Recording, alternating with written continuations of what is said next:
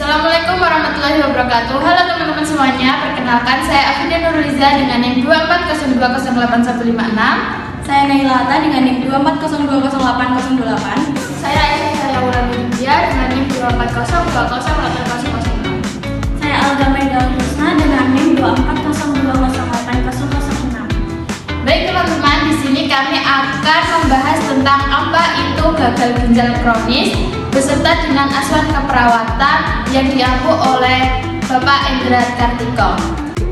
Yuk kita simak. Halo, selamat datang. Kali ini kita akan coba bedah tuntas sebuah kondisi medis yang jujur aja cukup kompleks. Tapi kita nggak akan bahas ini kayak baca buku teks ya. Kita akan lihat lewat cerita nyata satu orang supaya kita benar-benar paham gimana rasanya hidup dengan penyakit ginjal kronik. Coba deh, kita resapi kalimat ini. Takut apabila harus menjalani cuci darah seumur hidup. Wow, ini langsung nunjukin kalau penyakit ginjal kronik itu bukan cuma soal angka di hasil lab. Ini tentang rasa takut, kecemasan. Ini tentang hidup seseorang. Nah, inilah kisah nyata yang akan kita ikuti. Kisah Ibu S, seorang petani berusia 56 tahun. Lewat pengalaman beliau, dari keluhan pertama sampai perawatan yang dijalani, kita akan bongkar penyakit ini satu persatu, biar kita ngerti apa sih yang sebenarnya terjadi di dalam tubuh dan juga pikiran mereka yang mengalaminya. Oke, kita masuk bagian pertama, kisah Ibu S. Yuk kita lihat gimana sih awal mula semua ini terjadi. Jadi, seminggu sebelum masuk rumah sakit, Ibu S ini ngerasain banyak hal ya, bukan cuma meriang biasa ya. Bayangin, badannya lemes, kepala pusing, kakinya bengkak, napasnya sesak, nafsu makan hilang, bahkan tidur pun susah. Ini kombinasi gejala yang benar-benar bikin gak berdaya. Nah, dari semua keluhan tadi, akhirnya muncullah sebuah diagnosis yang, mengubah hidup Ibu S. Kita masuk ke bagian kedua, memahami gagal ginjal kronik. Emangnya, apa sih penyakit ini? Oke, simpelnya gini, anggap aja ginjal kita itu kayak filter air super canggih di tubuh. Nah, pada penyakit ginjal kronik atau CKD, filter ini rusak. Dan rusaknya itu pelan-pelan, pasti, dan sayangnya nggak bisa dibenerin lagi. Akibatnya, fungsi utamanya buat nyaring racun dari darah jadi macet total. Terus, apa sih biang keroknya? Ternyata penyebab paling umum itu justru penyakit yang mungkin sering kita dengar, diabetes dan hipertensi atau tekanan darah tinggi. Kelihatannya sepele kan? Tapi ini bahaya banget. Dan untuk kasus Ibu S ya, hipertensi inilah yang jadi sumber masalah utamanya. Kita lanjut ke bagian 3 ya. Kita akan gali lebih dalam akar masalahnya. Mungkin Anda juga bertanya-tanya, loh kok bisa sih penyakit umum kayak darah tinggi malah ngerusak ginjal sampai separah itu? Nah, ini dia jawabannya. Oke, sekarang kita akan coba jadi detektif dan melacak jejak kerusakannya di dalam tubuh.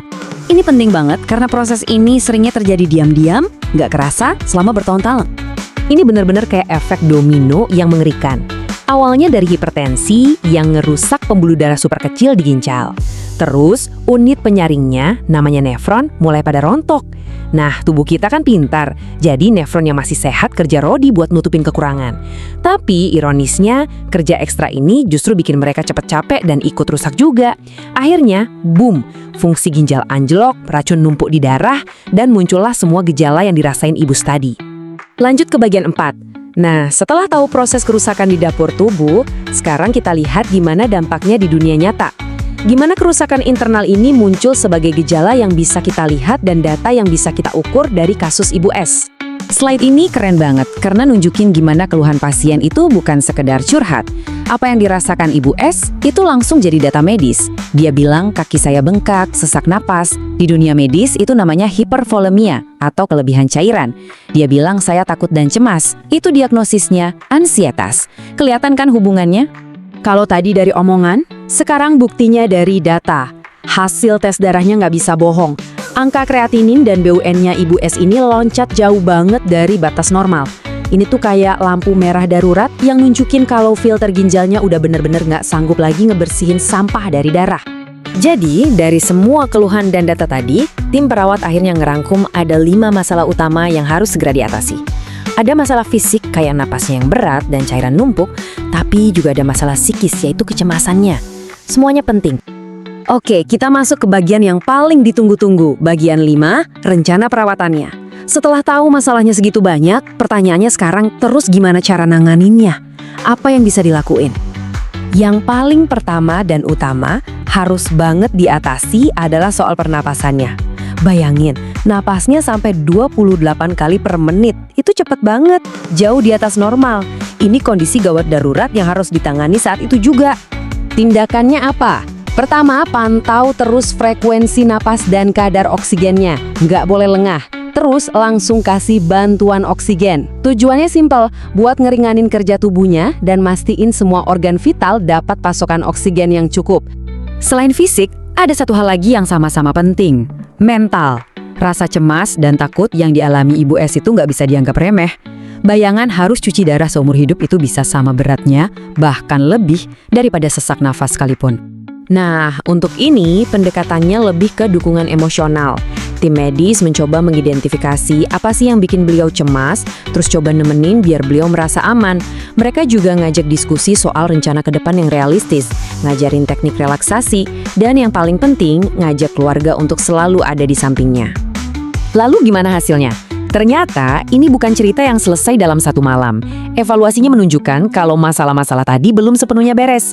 Ini menegaskan kalau ngurusin penyakit kronis itu ibarat lari maraton, bukan lari sprint. Butuh perawatan jangka panjang dan perjuangannya masih terus berlanjut. Oke, kita sampai di bagian terakhir. Setelah kita ikutin perjuangan Ibu S, apa sih pelajaran paling penting yang bisa kita petik buat diri kita sendiri? Pesan utamanya sebenarnya simpel tapi nusuk banget. Jaga kesehatan mental dan fisik mulai dari sekarang. Kisah Ibu S ini kayak alarm pengingat buat kita semua. Jangan nunggu sampai ada masalah baru panik. Jaga dari sekarang sebelum terlambat. Dan sebagai penutup, saya mau ninggalin satu pertanyaan buat Anda renungkan.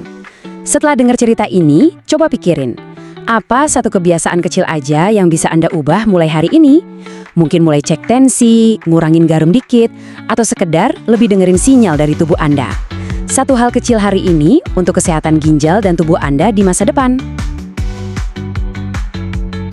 Baik teman-teman, itu tadi adalah pembahasan laporan pendahuluan dan asuhan keperawatan gagal ginjal kronis dari kelompok kami. Terima kasih atas perhatiannya. Wassalamualaikum warahmatullahi wabarakatuh.